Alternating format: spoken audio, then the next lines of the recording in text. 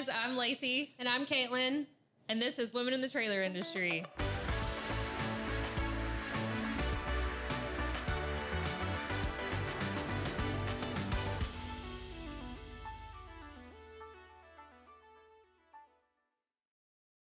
Today we have Sarah joining us, Sarah Mooney, and she has been with the Trailer Parts Outlet for about 1.5 years now, going on 2 years and a few months.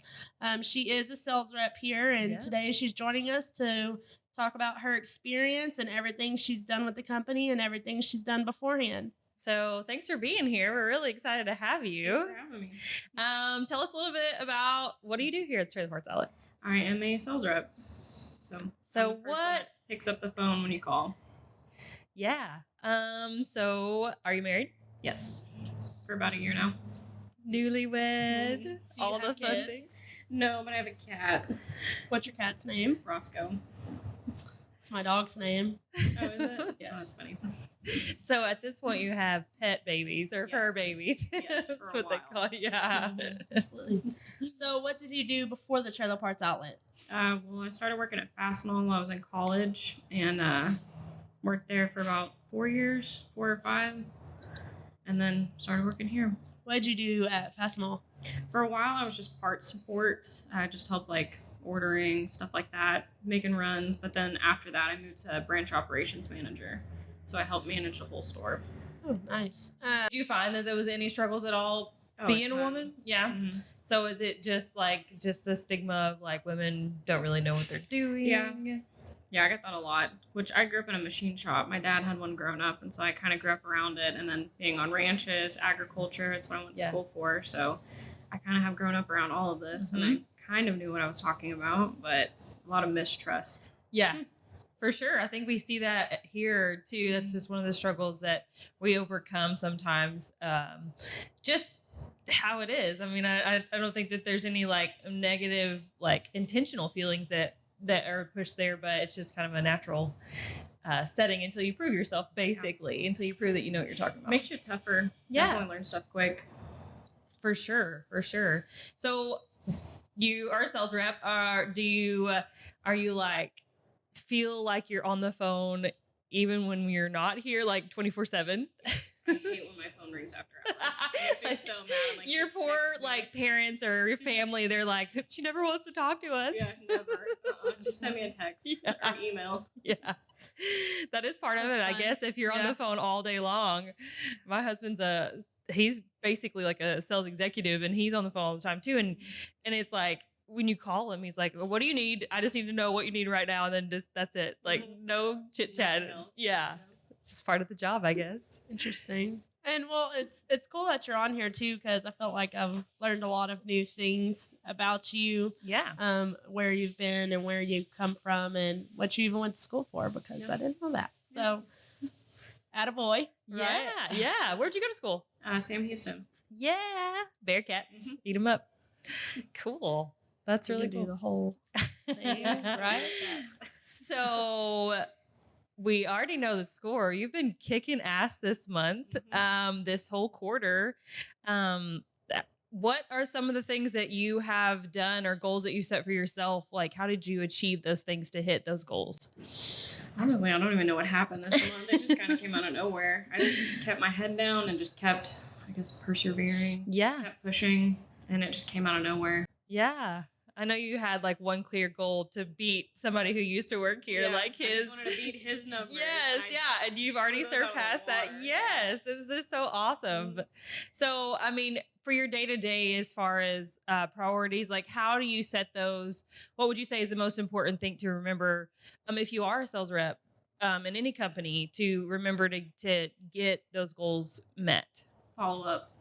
Yeah. 1000% is follow up. Yeah. Just keeping on people, because a lot of times it takes a couple forms of communication to get them to order. And like pushing them on, we need to get it done if you want it in a good lead time, any good time frame. Yeah.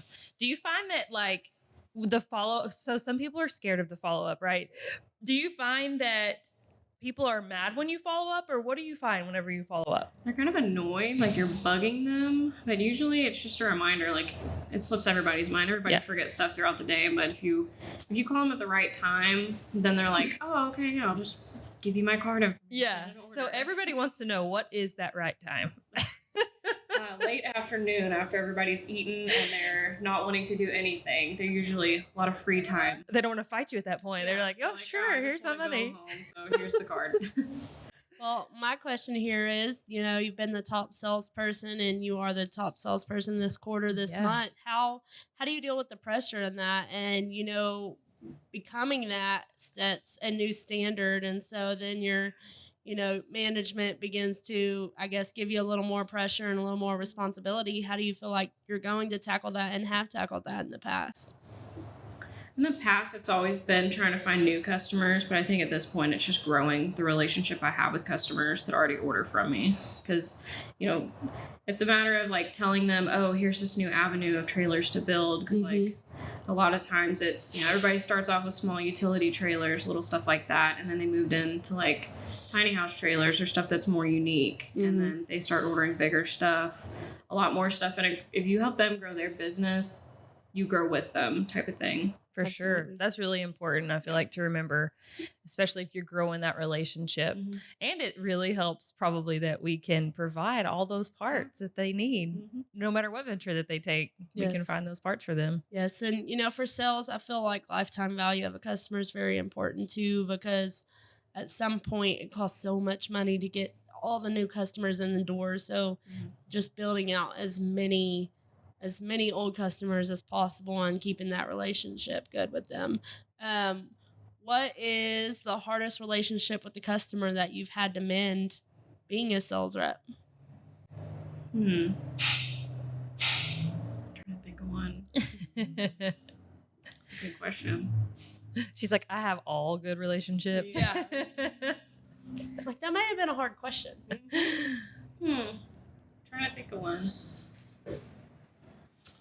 Or whenever you do have a relationship that maybe communication's not there, whatever the process is, how do you start that mending of a relationship? So what would you do that you could give advice to any sales rep if that happens? Because it's going to happen from time to time. Stuff can slip through the cracks. So how do you start to mend and to gain their trust back to get that account? I think the best thing is just swallow your pride as quick as possible. Just go ahead, get over it. Don't hold off on it. Because that was what I made that mistake a lot when I first started. Was like, oh, I don't want to give them that call. I don't want to give them bad news. I'm gonna put it off. And you kind of work yourself up too much about it. Yeah. But if you just call them as quickly as possible, give them a solution as quick as possible, usually they're like, okay, thank you for getting me out of a bind. I appreciate that. And then you can continue on with your relationship. Because I had to do that with one of our tiny house customers. I messed up on measurements, didn't do the correct thing. It was entered in wrong. And it was just a matter of give them a call, let them know, and then move on. Yeah.